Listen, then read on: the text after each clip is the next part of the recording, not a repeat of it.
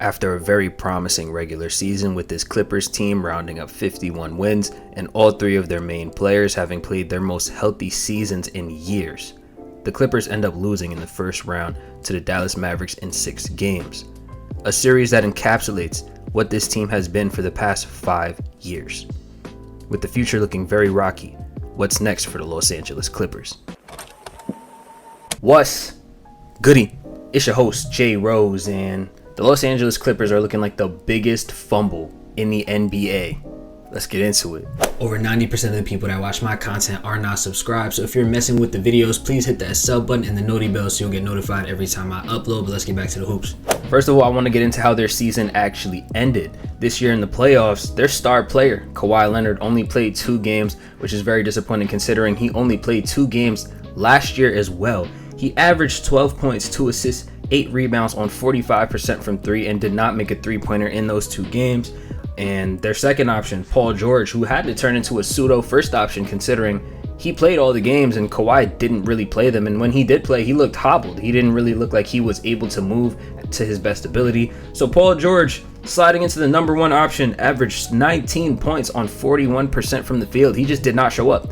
This was not a good series for Paul George. Harden, in my opinion, was their best player, and even then, I don't think Harden played well enough to be the best player on their team in the playoffs, averaging 21 points and 8 assists. He also had a couple of stinkers himself. In Game 5, Harden had 7 points. Paul George also had a 7-point game in Game 3 of just bad stuff, very bad stuff.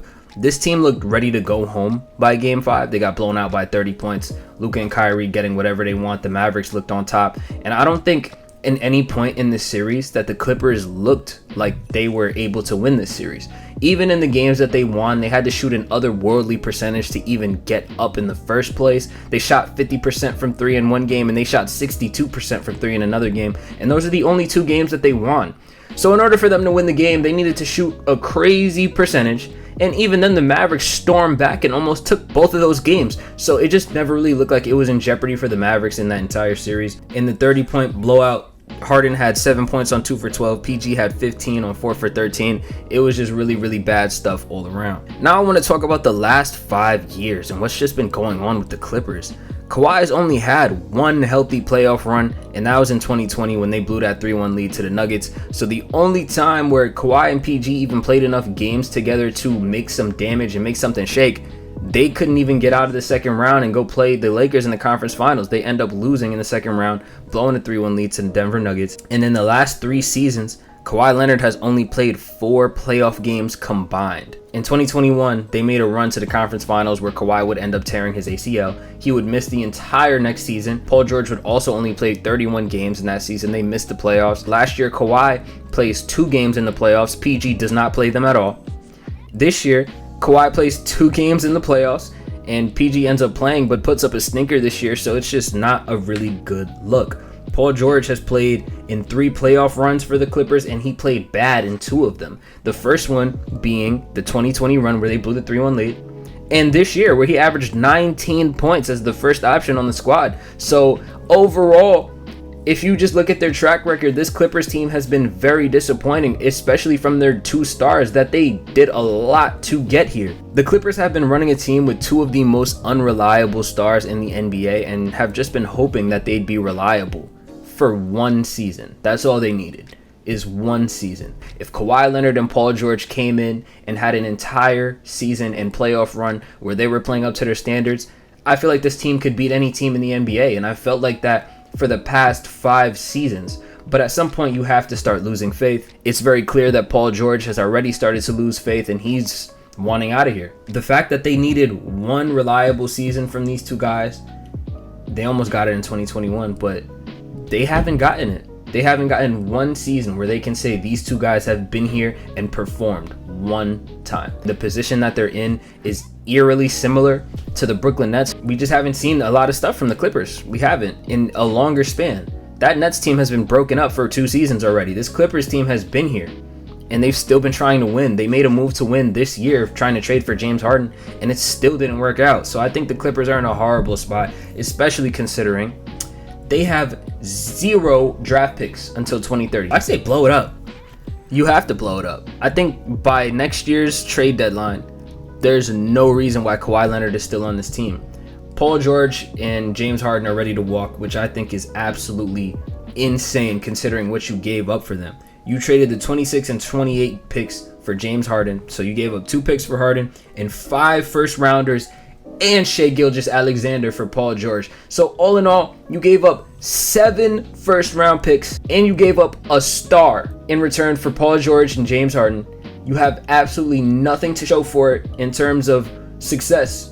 You guys have made 1 conference final, and honestly, if Kawhi was playing, that could have easily been a finals trip for y'all. It didn't end up working out. PG is as good as gone at this point. He opted out of his contract, and I feel like that's another misstep by the Clippers because the Warriors were offering things for Paul George. They wanted him. So the fact that you let Paul George walk for nothing with what you gave up is insanity. The Warriors said that you could have had anybody you wanted on that squad, not named Steph Curry or Draymond Green, in any kind of combination that you wanted. If you wanted Kuminga in a pick, you could have gotten that. If you wanted Chris Paul and Andrew Wiggins, you could have gotten that. Getting something back would have been better than getting nothing back at all. And they end up letting Paul George walk instead of signing and trading him to the Warriors, which I think is a grave mistake. Letting him walk for nothing is crazy. Now that he's officially looking to go elsewhere, I can't see James Harden coming back here. For what? James Harden has a second option to a Kawhi Leonard that may or may not play. I don't think James Harden is going to do that. I don't think that's a good move for anybody involved. I think Harden moving on is best for him and best for the team at this point, especially with PG gone. So what's the move here? Should the Clippers keep the Kawhi, Paul George, and Harden big three? What's your thoughts on this? Hell no. Clean house. I say trade everybody. Trade everybody that's over 27. Terrence Mann, Norman Powell, Kawhi Leonard, Ivica Zubac. They all have to go. PJ Tucker. There's no reason for these players to still be on this team. I feel like there's a lot of players that can contribute to winning basketball in other situations, and this just isn't working anymore. It's finally starting to fizzle out. Paul George is the first piece of the puzzle. Westbrook also wants out already. Harden is a free agent. The only person that you really have under contract that's worth keeping is Kawhi, and you have him under contract until 2027. Mind you, like I said, Kawhi has only played 4 playoff games in the last 3 seasons. He's played enough playoff games to have possibly finished 1 series in the past 3 years. The most unreliable star in the NBA you have signed for $50 million until 2027. I think Kawhi has to be gone by... He got to be gone. The only reason I even say lace him up next season is so he can play a little bit, get his trade value up so you can get more in return for him. Because if I'm another team, I'm not giving you a lot for Kawhi. If you're offering me Kawhi, I feel like I have all the leverage because he's barely playing. And that's a fact. I think the Clippers are in a horrible spot. Considering what this team was supposed to be when they formed this duo, this is a huge fumble. Huge fumble. And the fact that it doesn't get talked about quite as much as the Brooklyn Nets being one of the biggest fumbles is disingenuous to me. I think this one might be even worse than the Nets one. The Clippers, man. The LA Clippers. This is actually probably the worst franchise in the NBA because there's absolutely no way that this is... If you would have told me that this is what would happen to the Clippers in 2019 when this formed, I would not have believed you. The new age of the NBA is here. These old stars are not running the league anymore, unfortunately.